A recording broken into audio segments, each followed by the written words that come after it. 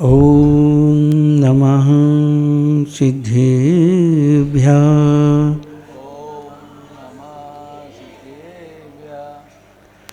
तीर्थेषु पार्श्वनाथाय सर्वविघ्नविनाशिने विघ्नकर्मविनाशार्थं नमोस्तु मम सर्वदा, नमोस्तु मम सर्वदा। मंत्रमूलम् आगम वाक्यं पूजामूलं जिनं पदं ध्यानमूलं निजात्मानं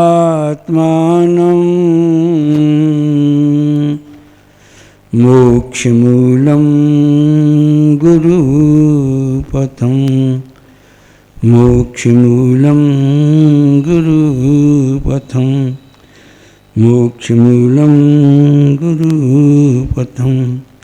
बोलिए अनंतानश्चित परमेष्टि भगवान की, बोलिए देवादिदेव श्री आदिनाथ भगवान की, ज्वल मूल नायक श्री पार्श्वनाथ भगवान की, ज्वली वर्तमान शासक नायक भगवान महावीर स्वामी की, ज्वली परम पूजाचार्य श्री सन्मत बुलमन सागर सन्मत सागर जी महाराज की, ज्वली परम पूज गणाचार्य गुरुदेव श्री विराग सागर जी महाराज की, ज्वली परम पूज पट्टाचार्य श्री विशुद्ध सागर जी महाराज की, ज्वली परम पूज गणधर मुनि श्री विवर्धन सागर जी महाराज की, ये बोलो तीन कर्ण कर्ण राजों की।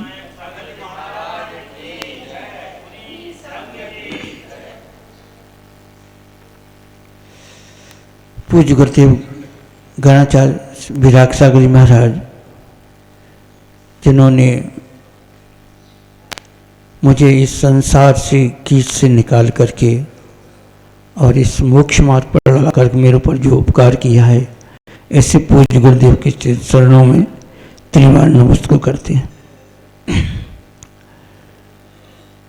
संसार में प्राणी की स्थिति ये होती है कि जो देखता है सांसारिक वस्तुओं को, जिनमें इंद्रिय विषय भोग और संसार में भटकने वाली ऐसी वस्तुओं को देख करके उसका अनुकरण करने लगता है। परमार्थ की ओर उसका ध्यान बहुत कम जाता है।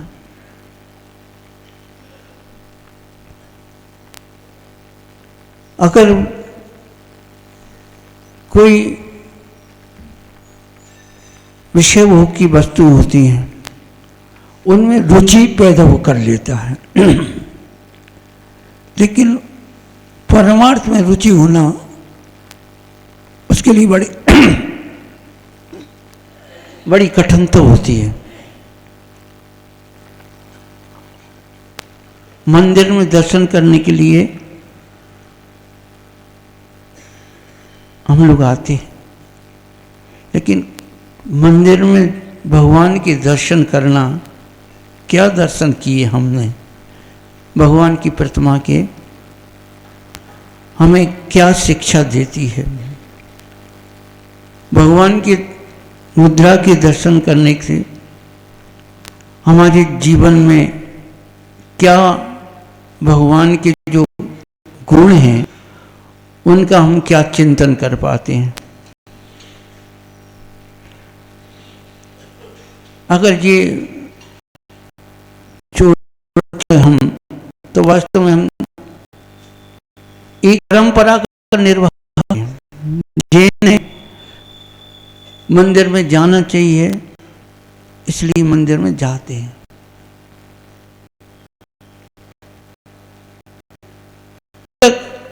मूर्ति में मूर्तिवान के दर्शन न हो तब तक दर्शन नहीं होता। केवल हमारी परंपरा हो जाती है। और कभी कभी तो ऐसे भी श्रद्धालु होते हैं, मंदिर आना उनका नियम है, नियम से मंदिर आएंगे, लेकिन मंदिर कैसे आते हैं? तो एक पूज्य गुरुदेव जी एक उदाहरण सुनाते थे। सेठ जी का डेली मंदिर आने का नियम था। तो घर से निकलते थे दुकान की चाबी लेकर के, रास्ते में मंदिर पड़ता था तो रास्ते में मंदिर में दर्शन करे और दुकान के लिए चल देते थे। भादों के दिन में भगवान की मंदिर में मूर्तियों का मार्जन होता है। एक दिन जो है वो सभी पुजारियों ने भगवान की मूर्तियों का मार्जन करके उनको मूल वेदी से और दूसरी जगह विराजमान कर दिया, क्योंकि वेदी की सफाई करना थी। अब सेठ जी दर्शन करने आए तो नित्य की तरह बस उन्हें बोला उदक चंदन तंदुर पर उसके जो भी स्तुति बोली और चावल चढ़ाए और चल दिए। माली बोला सेठ जी आज आपने दर्शन कर लिए क्या? हाँ कर लिए। अच्छा कहाँ किया दर्शन आज? कि भाई भगवान विराजमान सामने विराजमान, भगवान के दर्शन कर लिए।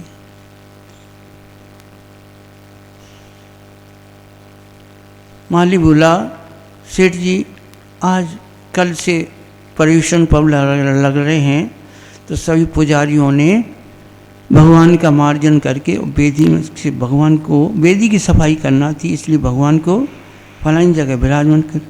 अरे तुमने मुझे पहले क्यों नहीं बताया? अब वो माली के ऊपर तुमने पहले क्यों नहीं बताया?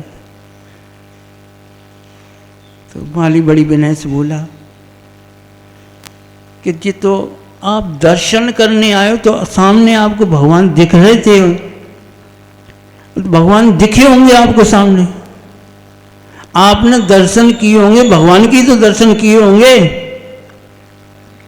अब सेठ जी निरुत्तर हो गए। तो समझ लिया कि हमारे दर्शन कैसे होते हैं? जब हमारा मन हमारी दुकान में लगा होगा, हमारी रुचि अगर दुकान में घर के कामों में रुचि रहती है तो वो केवल हमारे दर्शन नहीं होते, केवल प्रदर्शन होता है। जब तक हमारी धर्म के प्रति रुचि नहीं होगी तब तक जीवन में धर्म नहीं आ सकता। जब तक भगवान के दर्शन में हमें अपनी आत्मा के दर्शन नहीं होंगे तब तक दर्शन नहीं होगा। नित्य काम करते करते एक काम को करते करते एक रूढ़ी बन जाती है कि हमें ये सुबह से उठना है, मंजन करना है, स्नान करना है, ये सब प्रक्रिया करना है, तो उसी में एक मंदिर की भी प्रक्रिया उसी में बन जाती है। लेकिन जब तक मन में उत्साह नहीं, धन घड़ी हूँ धन दिवस अज हूँ, धन जन्म मेरो भयो अब भाग्य मेरो उदय आयो, धरस प्रभु जी को लख लियो।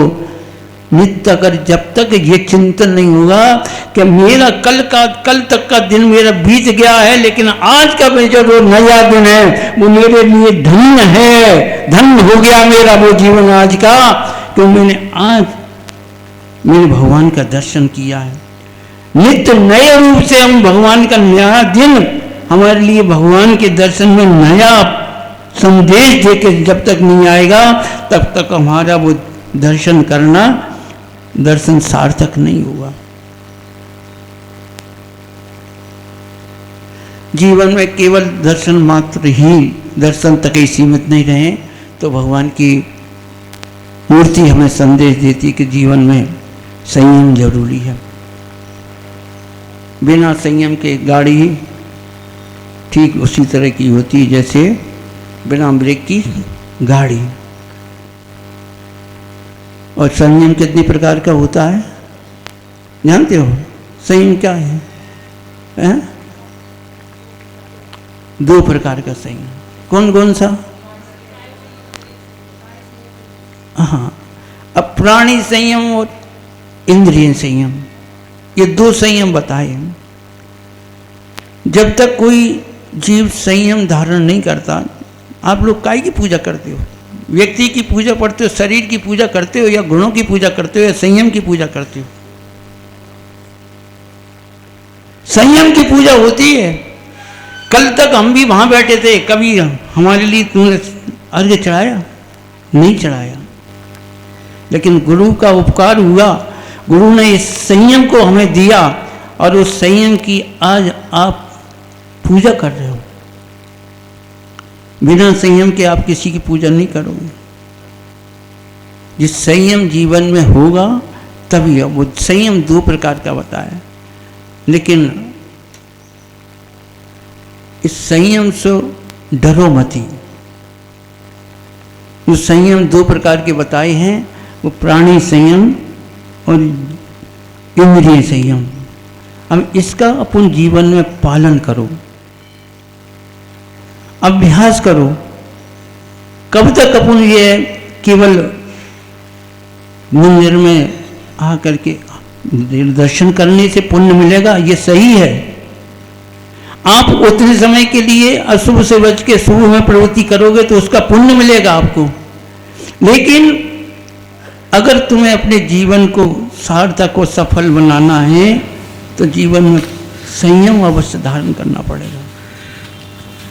बिना संयम के हमारी गाड़ी, चाहे इंद्रिय संयम हो और चाहे प्राणी संयम हो, जैसे गाड़ी में ब्रेक नहीं होती, गाड़ी चलाते जाओ तो वो गड्ढे में गिरेगी ही, और गड्ढे में गिरोगे तो निश्चित दुख पाओगे आप।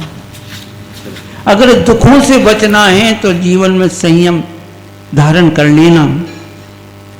आचार्य शांति सागर जी महाराज की जब संलेखन समाधि चल रही थी, कितने दिन की चली थी उनकी मालूम?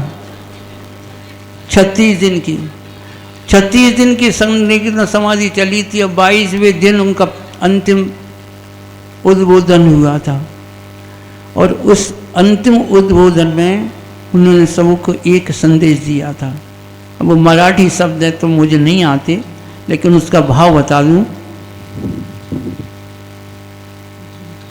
बंधुओं, संयम जीवन में धारण करो, डरो मती। संयम को धारण किए बिना मुक्ति नाही। अगर तुम्हें अपने जीवन, भगवान के दर्शन अपने इसलिए करते हैं कि भगवान आपके गुण मुझ में आ जाएं। जैसे आपने अनंत सुख को प्राप्त कर लिया, जैसे आपने मोक्ष को प्राप्त कर लिया, मैं भी उन्हीं के लिए आपके चरणों में अर्घ्य चढ़ाता हूँ। मोक्ष फल प्राप्त फलाम निरुपामति, चढ़ाते, पूजा करते हो ना। दूसरों के लिए कि अपने लिए? अपने लिए। लेकिन वो मोक्ष फल कैसे प्राप्त होगा? बिना संयम के नहीं होगा। और उस संयम को पालने के लिए निश्चित रूप से हमें अपनी इंद्रियों पर, इंद्रिय संयम जानते हैं 5 इंद्रियों के विषय हैं, ये निश्चित रूप से हमें पतन की ओर ले जाने वाले हैं। इन्हीं इंद्रिय विषयों के कारण हम अनेक पाप का बंध कर लेते हैं। और प्राणी संयम के लिए हमें अंतःकरण में करुणा और दया होना आवश्यक है। जब तक आपके अंदर करुणा और दया के बीज नहीं आएंगे तब तक आप प्राणी संयम का पालन नहीं कर सकेंगे। घर गृहस्थी में रहकर तमाम आरंभ, औद्योगिक और विरोधी हिंसा के पाप लगते हैं।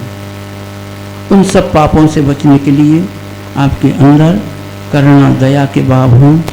और इंद्रिय संयम के लिए आपको पंचेंद्रियों के विषयों पर आपको ब्रेक लगाना पड़ेगा।